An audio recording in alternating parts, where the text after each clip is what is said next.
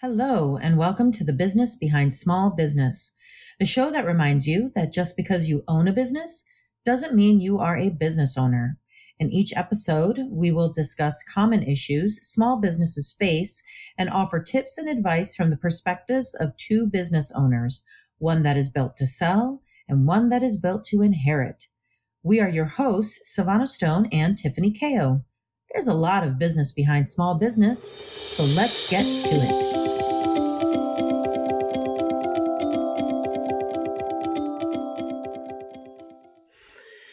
It's the end of the year. Everyone is busy with plans, parties, and maybe presents.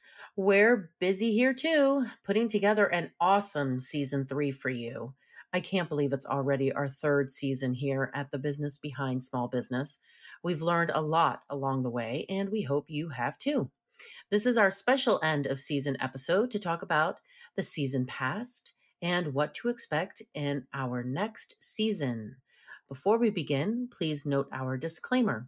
This is available in both our show notes and on our website and should be referred to before and or after this podcast. So you tell me, what have you learned in the past year in business and in the podcast? You know what? This feels like such a long year, but yet such a short year because I cannot believe 2023 is right around the corner. I know, I'm still processing 2019. What? I'm still processing 2019. I am. Like, it became 2020 and then now it's like, wait, what do you mean it's already 23? No, it's not. I know, it's insane. Mhm. But I mean, I would say like this year has been a more memorable year in a sense that I feel like I remember more. Although I think before we started recording, we were talking about how faulty our memories are. So Yeah. I'm like, well, that's just you then, not me. But I do feel like I think this year, because I guess in my like progression of my business life, this year is the first year where I kind of went back to being a solo entrepreneur, independent, and a year of, I guess, reinventing myself in a sense, not having a, full blown business to handle, um, no payroll, which yeah, I love the fact that I had a very busy business, but I will tell you, it feels like you're on vacation when you don't have to process payroll every 2 weeks or you have people asking you questions all the time. Love the Ugh. people I had working for me, but I'm not gonna lie that is just somewhat of a relief. But next year, I'm looking forward to getting right back into it because I do kind of miss it. I miss having the busyness of like a very like your business, Savannah, like a Yeah. very enterprise level business where you have, all the people and all the clients and everything like that. So Mhm. this year is just me, myself, and I, which has been nice. I feel like I can move a lot faster, but then at the same time, I'm also starting over from scratch. Mhm. So going from being focused in accounting to being a more general business consultant slash coach slash Mhm. thought partner slash everything in Mhm. one has Mama. been very different. Mhm. Um, what were you gonna say? No, nothing. Okay. I'm just listening. I'm agreeing You're with you. listening. I'm like, preach. Yes. Preach. So the good thing is, I have to say that it's been what, like, I don't know, by the time I fully exited the company and the company that acquired us in the position I was in, I think it was probably from beginning to end a good 10 years. So it's been like 10 years since I've had to, quote unquote, start from scratch again. So I will say that a lot of our episodes that we talked about this year, I find myself doing in real life Mhm. and Mhm. gravitating to, like, for sure, going back and networking. Oh my gosh, I have not been to a networking group or event for at least a solid 5 to 6 years. Like, right? Because once you build your business to a point where you have marketing, referrals, and stuff, you don't tend to go to networking events or groups. And then this year it was like a full blown dive back into it because hey, guess what? Like what I've learned is you may have done this thing and you may have all this experience, but nobody knows who you are. Right. So Mhm. you got to get back out there and put your name back out there and what you do and all that good stuff. So certainly like I was keeping our own episodes in mind, especially when we started this year about networking. And I was like, oh my gosh, all of it is true. But so much better this time around than the first time around, because I think we were talking about how to, attract the right people, make sure Yeah. you don't spend your time with the wrong people, how to kind of Mhm. follow up on a networking to the one on one and then creating that Mhm. relationship afterwards. And Mhm. like, definitely is something that I use this time around. And I feel like it's not as frantic as it used to be. I don't feel like I'm wasting a lot of my time doing one-on-ones in meetings with people that, like sometimes your businesses don't match up. It just is what it Right. is. And Mhm. and I don't and I think this time around I was a little more selective about the group I was in. I was a little more selective about the people that I was speaking to and who I was willing to do the one-on-one with and vice versa. And I think it's definitely helped me kind of like curate a very valuable group, like a network and a support for my new Mhm. business. And I am glad to see improvement even in myself for that. Because it is definitely about it's definitely a little shock to go back out there.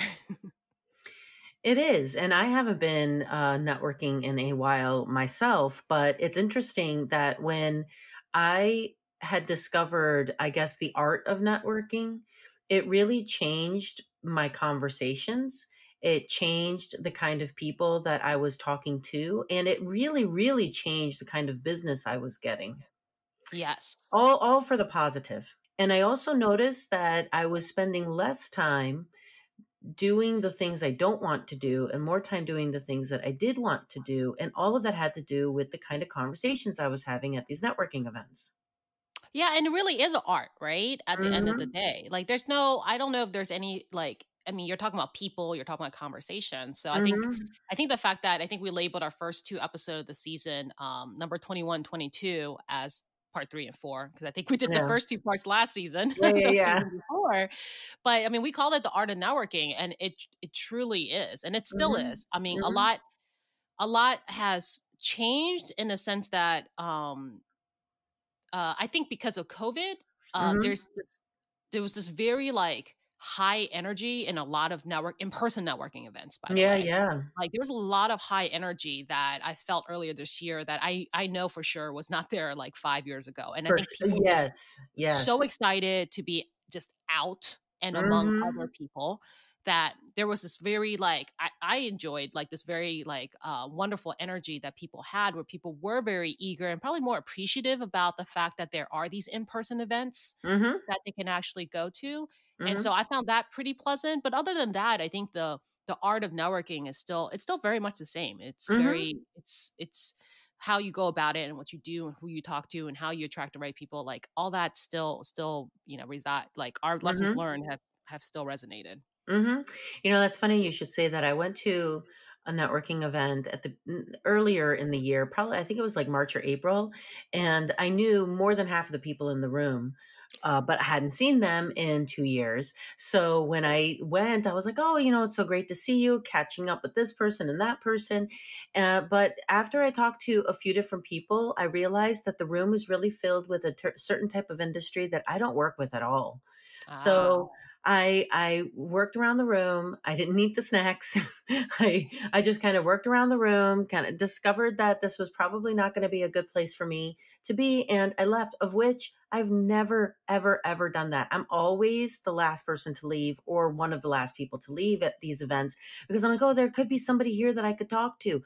Well, pretty good I had a pretty good idea at this event that likely there's no one here that I'm going to want to connect with.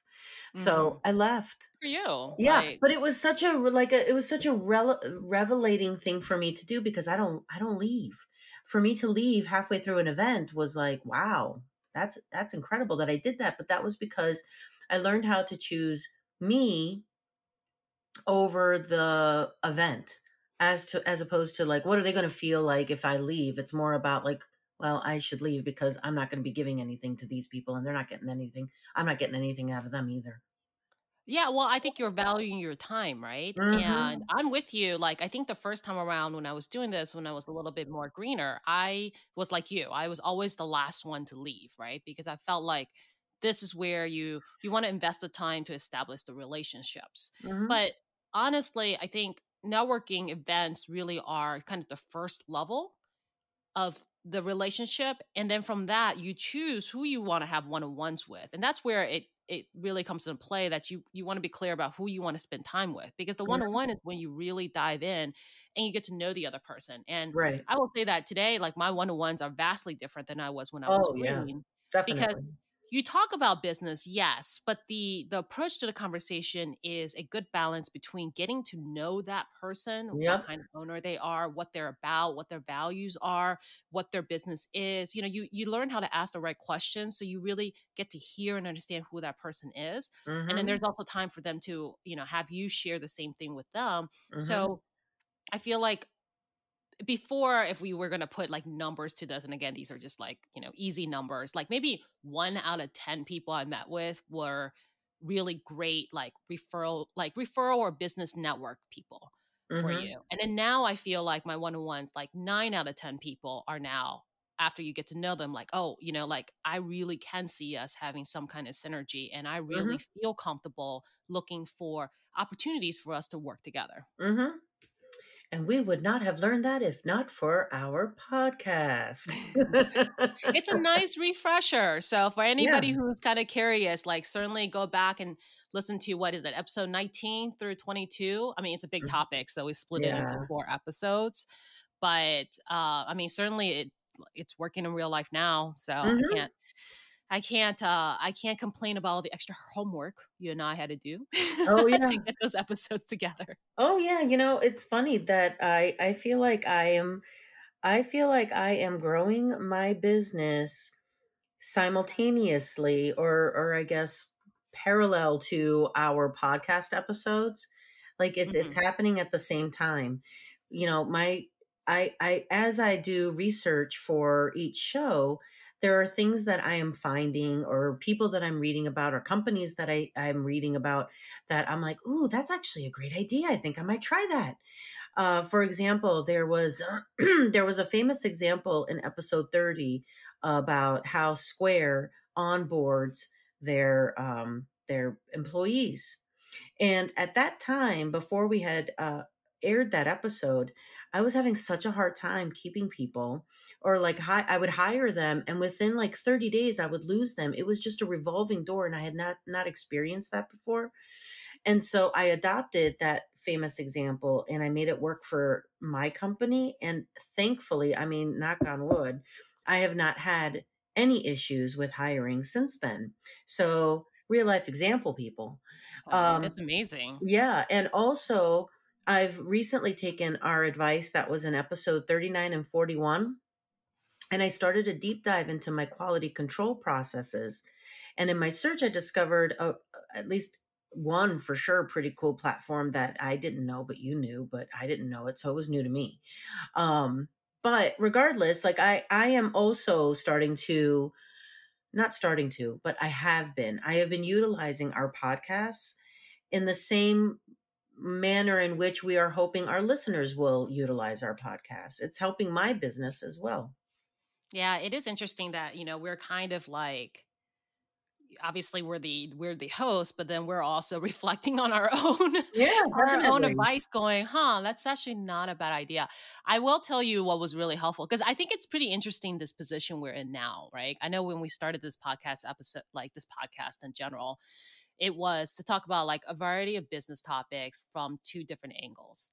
Your angle is having a business to hold and have a legacy business, and then my angle Hmm. is to basically get it prepared and sell the business. Hmm. And the great thing is we do agree on a lot of things, because I think the elements of building a great business will have, give you the path to either sell it or to hold it, whichever the case may be. So that's why I think we agree on a lot of things. And then Hmm.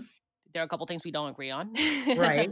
That's for sure, which is Yep. always fun to listen to. And that's something I think we started new this season, is just having a section where, you and I really do take opposite sides and truly feel the opposite ends of certain issues. Hmm. And, we talk about it. And there's no wrong answer, but as you would imagine, like, clearly you have a successful business. Clearly I was able to sell my business. So, either path, depending on what you choose, is going to get you to where you want to be, as long as you choose the one that fits you. Mhm. Um, but now it's also interesting because the stage my business at is essentially a startup in a sense, right? So Mhm. I'm like, I'm back to square one, and you're like getting to your next level, which is exciting. And then back in square one, I know there's this one episode we were talking about digital marketing. Yeah. And the thing about digital marketing, I think it's episode 27, digital marketing. And for this business I'm doing now, because again, it's 10 years later and our digital marketing landscape has completely changed, even in the Absolutely. last 5 to 6 years, right? I think Mhm. COVID has really boosted a lot of that up. Mhm. And so for this new business, like, because the fact that I have the ability to, and I have the time to, I started exploring how to kind of expand on digital marketing. And the Mhm. one thing that kept replaying in my head, because I'm a business owner, I'm an entrepreneur, I'm incredibly impatient, everything should have happened as of yesterday. And I keep hearing like what we were saying in the episode, which is, look, to get results from digital marketing, it's a long game. Uh-huh. To get actual results, like where you hit traction, it's 6 to 9 months. And I had to keep replaying in my head, because there were definitely like month 2 and 3. I'm like, I can't believe like I've only had so many visitors to my website, or only so many impressions and reactions to my post. Like, this is going to take forever. Yep. Like, this is never going to happen. And I'm like, oh my gosh. Mhm. So the whole digital marketing thing has really helped, because with my business now, I've explored YouTube videos. We're, still doing this Yeah. podcast.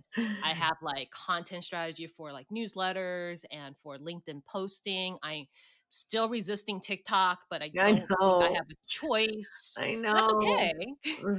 But still, Mhm. same thing. It's just realizing like, hey, it takes a really long time to build this up. So you can't expect the result, 2 weeks into it.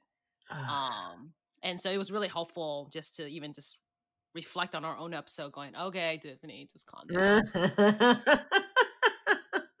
I know, I know. Oh gosh, you bring up TikTok. I don't want to do it. I don't want to do it, but I'm probably going to end up doing it again. Oh, you and me both. Come on, come over to the dark side with me. Blech, I don't want to. It's just, I guess I have an issue with TikTok simply because I have to hear it every night. No other reason. Every night I hear like 5 seconds of every TikTok ever created on planet Earth. So I think that's why I have an issue with it. Well, I think by association, you already are a TikToker at this point. Yeah, yeah. It's clearly through association because I can't escape it.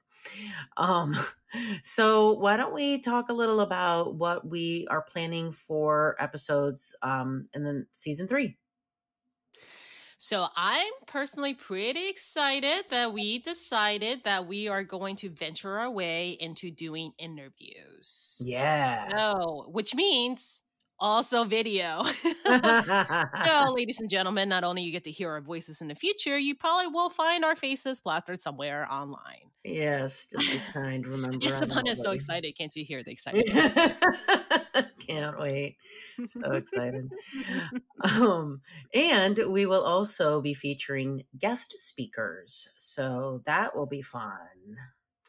That will be fun as well. And of course, we're going to be focused on ensuring that our guest speakers and our interviews are going to be as focused on the kind of business behind small business that you would be interested in.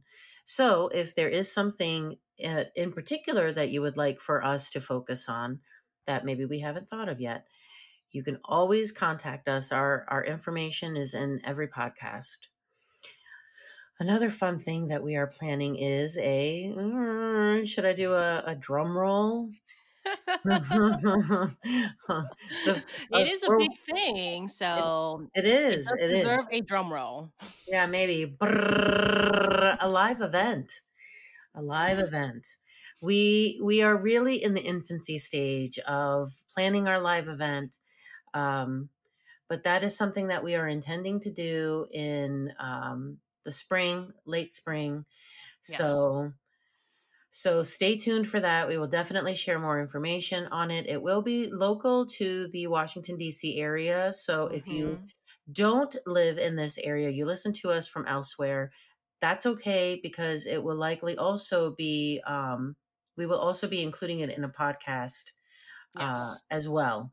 The whole thing won't be podcasted because that'll be a lot of hours. However, it will, parts of it will be part of a podcast, or maybe even a part of a few podcasts, depending on how we do it. But We'll figure um, it out. yeah, we'll figure it out. We'll figure it out. Yeah. So speaking of the tiki talkies, we're also we will also be more active on social media. So when we have our social media set up and we are there, Active? we're yeah, then we will share with all of you where you can find us. We would love the opportunity to have discussions outside of our podcast because I feel like our podcasts give our perspectives, but they're really part of a much larger conversation. And I would say that's probably like a fair description of 2023 is really just moving from just us really discussing kind of our experience to casting kind of a wider net and starting a conversation about a lot of the topics that we've gone over because there's certainly a lot of perspectives out there and there's a lot of Hmm. methods of doing things like I was saying like there's really no one surefire way of running a business but there is a lot of options and you need to hear them and just choose the one that's best for you. And sometimes it helps Hmm. to hear other people's perspectives so then you can kind of decide, hey, maybe that's a good thing for me to try and apply in my business. Hmm. So, well it seems like we're trying to definitely get some more voices in here. So, I hope that for all of you listening, once we get our social media up and running, that you are willing to kind of engage with us and start that conversation and see where that leads all of us. Absolutely. So I'm really excited, and I am hoping that we're going to have an even bigger, broader season three than one and two, and hopefully we will just keep on keeping on. It's so exciting. So, last year when we had our special episode, I had a great historical business story for you all, and not to be outdone, I now have two stories because You can everybody always wants to hear expect a little business and history when it, Savannah is right? on the line. And I have two different stories, and it all has to do with Michigan and a pickle. So, what What a does great teaser. what does Michigan, Germany, a department store, and the pickle have in common? Well, I shall tell you.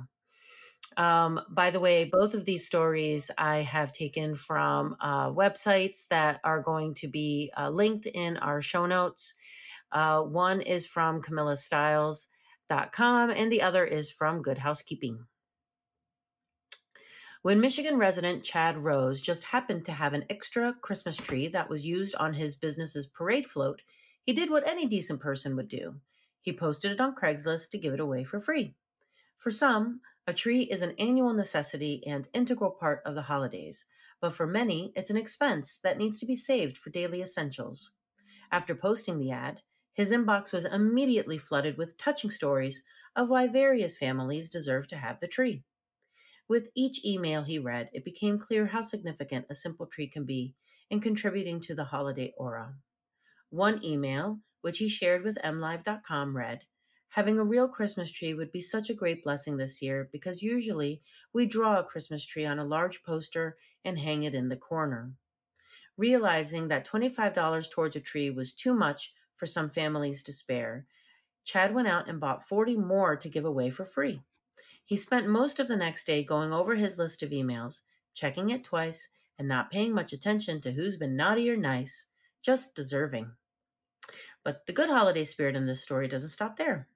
Anne Posant of East Grand Rapids read Rose's ad and contacted him, not to get, but to give.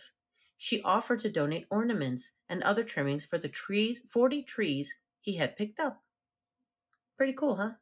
That is very cool. Yeah. A heartwarming Christmas story. Yes, but wait, there, There's there's more. there's more. During the 1880s, the department store Woolworths. Did you ever go to Woolworths when you were a kid? No. Mm, Was there a Woolworths did you here? I don't think so. I've never heard of that before. Oh, yeah, I loved going to Woolworths. My mom bought all of her yarn from Woolworths. Is that in Detroit? No, actually in Northern Virginia, but I know, like, in Richmond, I don't know if they Oh, had it there. I don't know if it was, no. like, a Northern Virginia and then Northeast thing or not, but Yeah, I guess in Richmond, we're in the South. So yeah, true. man. So true. But no, not that I recall having that. Oh, man, I love going to Woolworths and sitting in the parking lot for hours waiting for my mother to come out while I sat in a hot Is car. this a large department store? It was. Okay. So Yeah, like and a they Belk had or like a trying to name stuff that used to be around that's no longer around. oh, yeah, You ever heard Woolworth. of Belk? Yeah, my mom Okay. worked at Belk. Oh, well then It there used you to be go. called Belk Legates. She worked at Leggett. You're right. It actually was. Oh my gosh. Yeah, I'm taking it Yeah. back. Yeah, Way, you're taking it way, way back. way, way back. The way back machine in the 1880s, the department store Woolworths began selling blown glass ornaments imported from Germany, some of which were shaped like fruits and vegetables. Around that same time, a story began circulating that German people hung a pickle on their tree as the last ornament. The first child to find the pickle got to open an extra present. But when Americans checked in with the old country, most Germans had never heard of the tradition. Common wisdom has it that a savvy salesman made up the tale to sell more pickle ornaments. And if today's trees are any indication, it seems to have worked. Well, it worked on my tree, clearly not on your tree, because I got a pickle ornament No, and I you're like, was I don't looking know at what you that is. like a pickle on your tree. Like what? Yeah. Oh yeah, my kids love trying to find the pickle. And the whole time they're trying to find the pickle, I'm like, "Please don't break an ornament. Please don't break an ornament. Be careful while you're trying to don't get on top of it." Yeah. So, Wow. So wait, yeah. so it's kind of like hide the pickle, basically. Yeah. The whole idea. Yep. Well, somebody Yeah. was really smart, and the Germans probably looked at us like we're crazy. Yeah, yes. Yeah. If you really want to trace the pickle back to something concrete, look no further than Berrien Springs, Michigan. Neither of these aforementioned tales stand the test of time nearly as well as an excess of pickle ornaments at Woolworths, according to the Berrien County Historical Association Executive Director Rhiannon Cezanne. Germans and several Eastern European countries do have a love for fermented or pickled food, so it's not a surprise that the two are so interlinked in people's minds. She explained, thanks to fertile farmland and a large German community, Berrien Springs was once known as the pickle capital of the world. The community was so committed to the fermented vegetable that they held a Christmas pickle festival from 1995 into the 2010s, complete with a parade, a pickle pageant, pickle tossing, and a pickle eating contest. The event kicked off the holiday season, and it probably sold a lot of ornaments too. While the festival is no more, the people of Berrien still have a pickle-shaped place in their hearts for the ornament. Maybe someday the Grand Dillmeister will walk the streets of Berrien Springs again, Cezanne says. But until then, we have the shine of our favorite ornament to keep the spirit of Christmas pickles alive. Now the question is, do you still put a pickle in your tree? I do. My pickle is currently hiding inside of the tree at the moment. What? Yeah, man. Oh my Yeah. gosh. Like I feel well, it sounds like a lot of people were into this. I feel like I just discovered this for the first time. So I'm curious though, like, if we had a social media up, I was gonna ask our listeners to just chime in because I want to be curious to know how many people know about this pickle ornament thing. My gosh. Yep. I Sounds like know. some American tradition I completely blanked out on. I mean, it might even be a Midwestern thing. I mean, it is maybe it's a Michigan thing. I don't know. I don't know if it is or if it isn't, but I have hid a pickle in the tree for years, and the kids, after they've opened all of their presents, then they can look for the pickle ornament. But I made it so that they can look for the ornament with their eyes and not their hands, and whoever finds it gets an extra present. And the extra present's always something like, I don't know, like candy and like $5 or something like that, or I don't know. It's always something generic because I have a son and two sons and a daughter, so they usually do something generic and small, but they love looking for that pickle.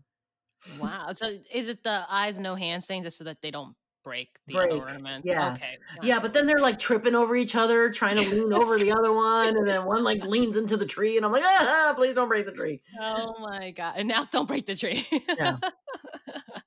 Well, I love the fact that there is that tradition, though. I just think that it's always I think holidays are always that much more fun because of the rituals and stuff like that. Oh, So yeah, that is absolutely. very cool. Oh, yeah, you should see us. We're all in our ridiculous Christmas, outfits. PJs. I make everybody wear the most ridiculous Christmas outfit, and this might not be a business tip, but it's certainly a life tip. I make everybody wear something absolutely ridiculous because you can't get mad at somebody wearing an ugly Christmas sweater, right? Like, all you're gonna do is laugh. You're not gonna be in a bad mood. You're gonna be in a good mood. You're not gonna get mad at somebody or, like, be offensive to somebody that's wearing, I don't know, elf ears and a ridiculous sweater. So, I don't it's know how always happy in anybody my can get house. mad at seeing somebody else in elf ears or Rudolph like nose or something like that, Right, right. though, So when we right? all look ridiculous, it doesn't make everybody feels, like, happier and less chance of anyone fighting with anyone. Yeah, so I probably should raid your closet to find some kind of like Christmas sweater or something. Because I just realized with the holiday parties coming up, a couple of them are like kind of like casual ones. And I was like, I have nothing Christmassy Go to to Kohl's really wear. or Target. They both have really great ugly sweaters. Oh, I refuse to go shopping too. That's a whole other point. True. Shopping around this season, anywhere that is like a retail shop, just sounds like a headache. Yeah, that's true. I mean, but you could always order it too. You can always get it from Amazon. I mean, they True, do but say have you 2 day seen a shipping, backup but in our these days, mailroom? huh? There's a backup in our mailroom. They got to go dig for it. Oh, yeah, Yeah, no. that's I'm true. just creating excuses for myself, to be quite honest, but I know that. Or you could just borrow one of mine. That's fine too. Can you bring an extra one on Friday? Thank you. Yeah. Sure. All right. You're such a Well, good friend. I am Can't good. wait to I see have you in one. 2023. Yeah. Well, so I have one final gift for our listeners. One of the platforms that I discovered recently while I was trying to figure out the best ways for me to keep track of my quality control is Notion. It's a note taking software platform, but it's just so much more than that. I really, really love Notion. I love how it integrates with Gmail as well, or with Google products in general. So take a look at Notion. If you get an opportunity, you can create different pages, invite certain people to certain things. It's not just note taking, it is so, so, so much more. So, And we're not getting paid to say this. no, we are Savannah's not. just really in love with I Notion. am, So but, this is a wholehearted, sincere endorsement if you'd of like the to kick software. back, I could give you my address, Notion. I'm I just mean, we saying. wouldn't say no to a No, sponsored not at all. endorsement at all, Right. but no, this is just. I think this is just Savannah trying to share a really useful tool so that maybe one of our listeners can benefit from it as well. Absolutely.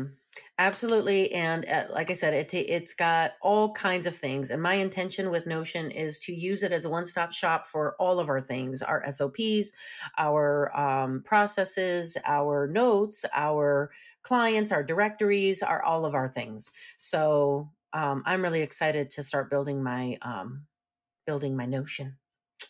So please join us next season. We will kick off with an episode to discuss how much should you pay yourself, the business owner, the difference between an asset and a liability. Well, make sure you tune in. I believe that episode will drop January 15th. Mm, So if you hear anything that is of use to you, you still have a little time to change what's in 2022. hmm So Yes, you do. make sure you subscribe so you'll know as soon as the episode is available. Right.